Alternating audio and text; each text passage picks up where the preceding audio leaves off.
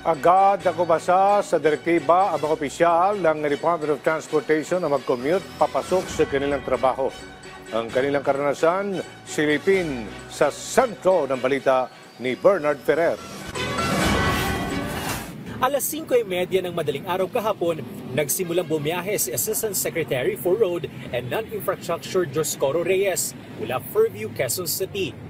Dito, sumakay siya ng modern jeep patungo sa Quezon Avenue bago lumipas sa MRT-3 hanggang makarating sa Santolan Annapolis Station at naglakad papuntang opisina ng DOTR.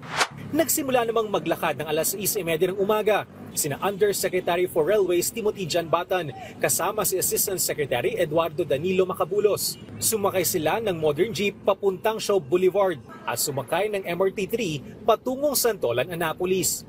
Mula doon, naglakad na sila papuntang opisina. Alas 7:30 ng umaga nang bumiyahe si Undersecretary for Road Transport and Non-Infrastructure Ramon Reyes mula MRT-3 Guadalupe hanggang Santolan Annapolis. Nakausap ni Yusek Reyes ang ilang pasahero tungkol sa kanilang karanasan sa pag-commute.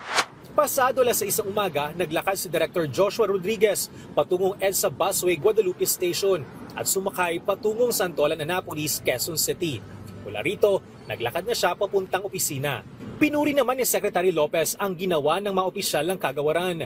It doesn't end there. Ang mas kailangan ko po sa kanila, other than maranasan nilang hirap ng paglalakbay, kailangan ko po ng kanilang rekomendasyon kung paano mapabuti ang ating sistema ng transportasyon. Nakatakdang magpulong ngayong araw ang mga opisyal ng DOTR upang mailatag ang kanilang mga rekomendasyon sa pagpapabuti ng transportasyon sa bansa.